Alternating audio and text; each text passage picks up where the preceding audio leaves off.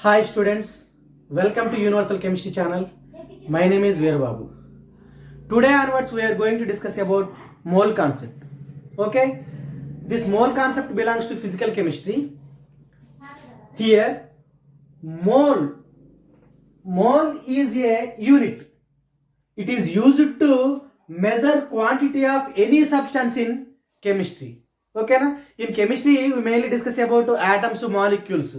They are very minute particle. We can't see with our naked eyes. That's why to measure its quantity is nothing but of amount. To measure its quantity, we should use a unit that is nothing but of mole. Okay, so this mole is used to measure quantity of any substance in chemistry, friends. Okay, before discussing about this mole concept, first of all, we learn some terms. Okay, so in that first term is element. First term is element. Okay, we all know, we always say hydrogen, helium, lithium, beryllium, boron, etc. Okay, these are the elements. Okay, but so many don't know definition for element. Okay, first of all, what is element? The basic part of matter. The basic part of matter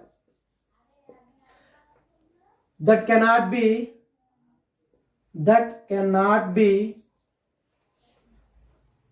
broken into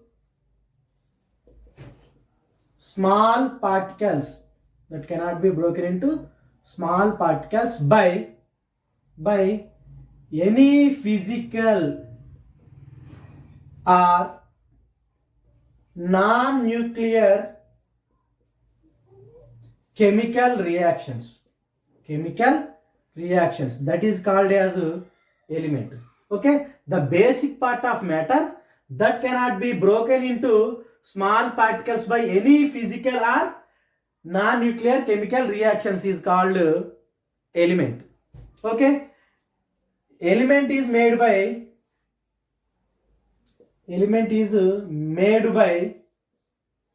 same type of atoms. Examples of elements are is, for example, hydrogen, helium, lithium, beryllium, and boron, etc. So many elements are there. Until now, scientists discovered 118 elements. Okay, these are the just a few examples. Okay, and here we know an important note point, that is, okay, here I said we cannot broken an element into small particles by any physical or non-nuclear reactions, but in nuclear chemical reactions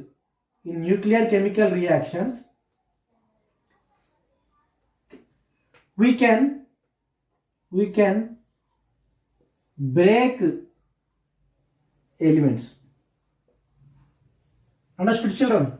Okay, in any physical and non-nuclear chemical reactions we can't break element, but in nuclear chemical reactions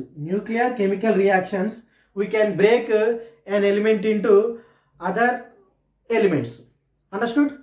So if you need, take a screenshot.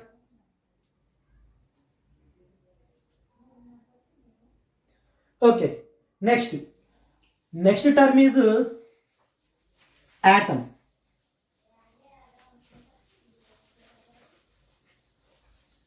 Next term is atom.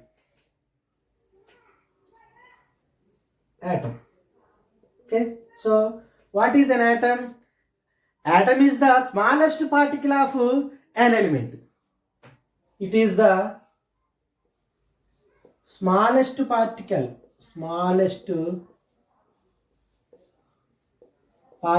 of an element that can be involves in chemical reactions. ఓకేనా.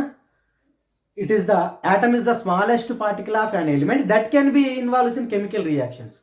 Okay, atoms involved in chemical reactions, not molecules, substances, components, etc. Only atoms involved in chemical reactions.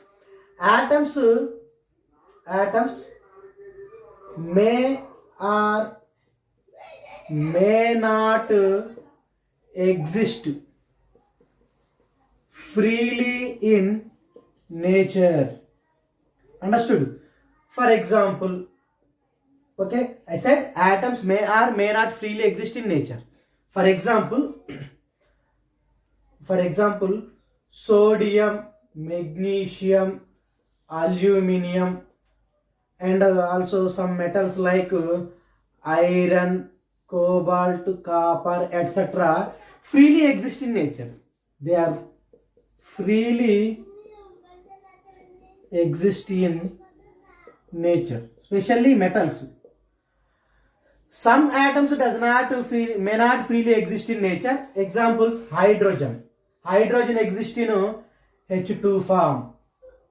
Understood? As well as nitrogen, oxygen, fluorine, chlorine, etc. exist as a molecule, not atoms. So they are not freely exist in nature. Understood? Okay, atom is the smallest particle of an element that can be involved in chemical reactions. Atoms may or may not exist freely in nature. Okay, mainly metals freely exist in nature. Example: sodium, magnesium, aluminum, iron, cobalt, copper, etc. And some atoms does not freely exist in nature. Examples: hydrogen, H2 molecule, nitrogen, N2, oxygen, O2, fluorine, F2, chlorine, Cl2, etc. Okay, next term is molecule. Okay, so actually molecules are also smallest particle of element or compound. Okay, so it is the smallest particle of an element or a compound. Molecule is the smallest particle of an element or a compound, which shows all properties of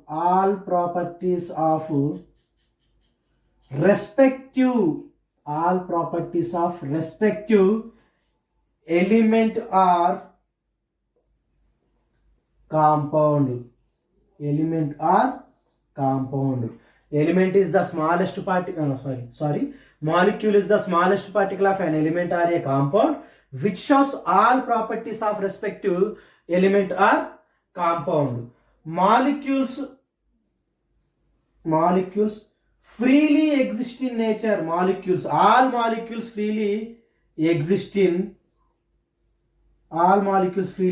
in nature. Understood, students? Take a screenshot.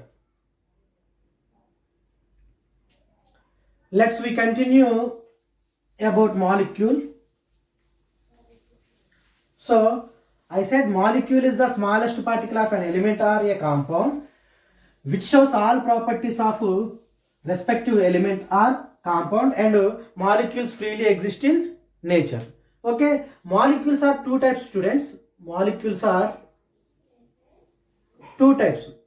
First one, molecule of element, and second one, molecule of compound. Okay, first one, molecules of element. Second one, molecules of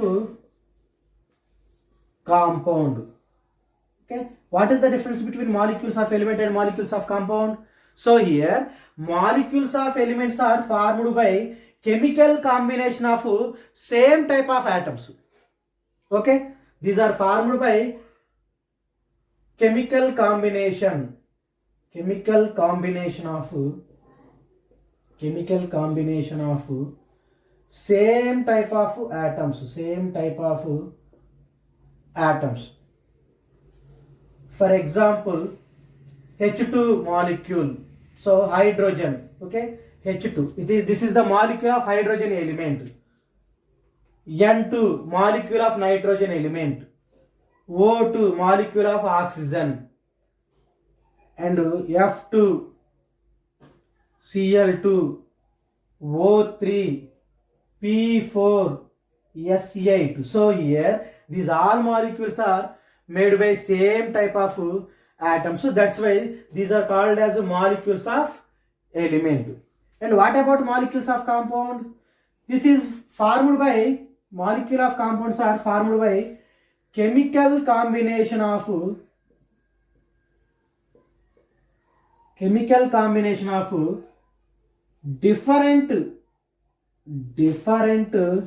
atoms.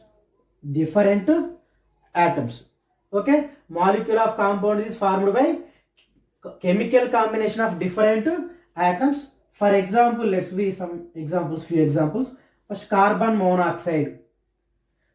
This is CO, carbon monoxide. It is the molecule of compound that is nothing but of carbon monoxide. H2O, molecule of water. CH4, molecule of methane. NH3, molecule of ammonia.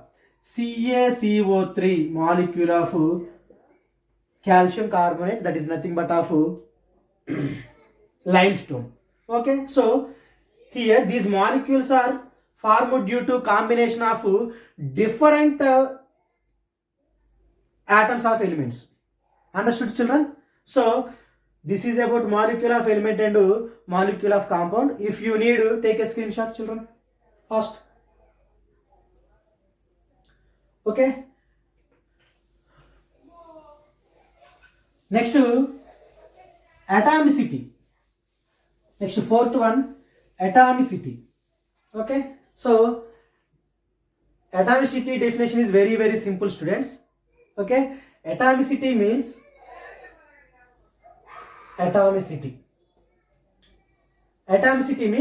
the number of atoms present in a molecule. The number of atoms present in a molecule is called as atomicity. The number of atoms present in a molecule is called atomicity. Okay, based on number of atoms, okay, now there are diatomic molecules, triatomic molecules, tetraatomic molecules, pentaatomic molecules, hexa, hepta, octatomic molecules are there. Okay, so first one, diatomic molecule. Okay, di means two atoms present in the molecule, students. Okay, for example, H2, N2, CO, HF, HCl, etc. So these all molecule contains two atoms. That's why these are the examples for diatomic molecule. Okay, so diatomic molecule means molecule contains how many atoms? Two atoms. Okay, monoatomic molecules does not exist. Mono means single, one. Okay, so molecule does not exist with only one atom. Minimum two atoms are required to form a molecule. Okay, second one, triatomic molecules.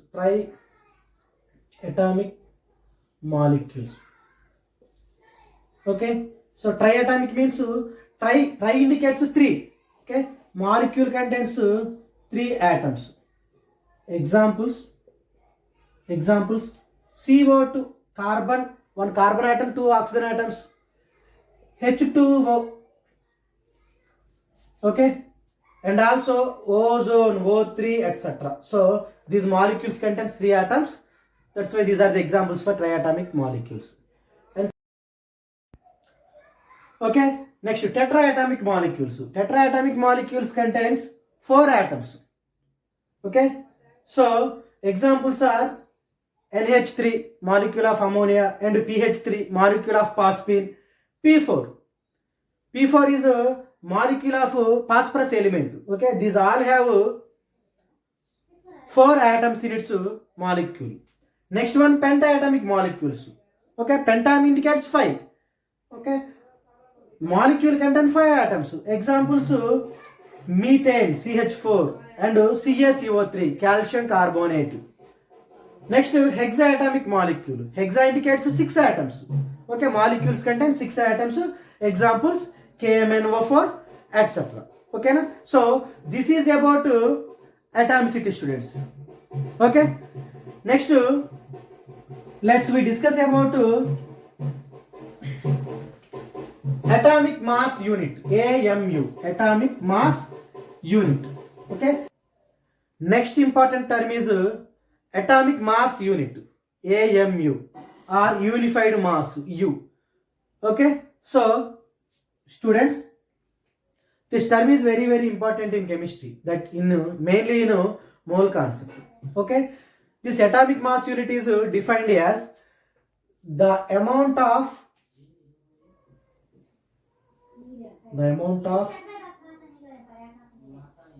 mass of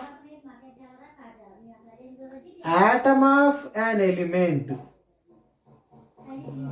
The amount of mass of atom of an element that equal to 1/12th part of mass of carbon 12 isotope. Simply 1/12th part of mass of carbon 12 isotope is called as atomic mass unit or unified mass. Okay, students, all of you carefully listen. The mass of one carbon atom, the mass of one carbon atom, carbon 12 isotope, is equal to 1.992648 into 10 to the power of minus 23 grams. So this is the mass of one carbon atom. Okay, so here I said 1/12 part of mass of carbon atom, carbon 12 isotope. Okay, so that means 1 AMU equal to 1/12th part of mass of carbon 12 isotope. Okay, so that equal to 1/12 into 1.992648 into 10 to the power of minus 23 grams. Okay, so that equal to 1.66056 into 10 to the power of minus 24 grams. That is nearly equal to 1.66 into 10 to the power of minus 24 grams. So this is called as, okay, this is equal to 1 AMU. What is 1 AMU value? 1.66 into 10 to the power of minus 24 grams. So this much of value is called as 1 AMU or 1 unified mass. Okay, so while we calculating atomic mass unit or unified mass, here we should take carbon 12 isotope. Why we should take carbon 12 isotope? Okay, there are few reasons. First one,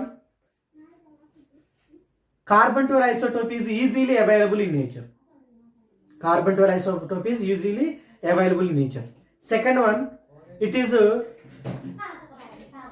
not very reactive and also not enough. And one more thing, here 1/12 part of mass of carbon 12 isotope is almost equal to mass of hydrogen atom. Understood? Hydrogen is the smallest element. Okay, that's why here we should take carbon 12 isotope.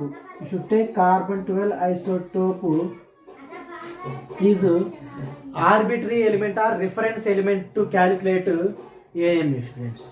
Okay, so take a screenshot. Okay, students, today topic is stopped up to here. Okay,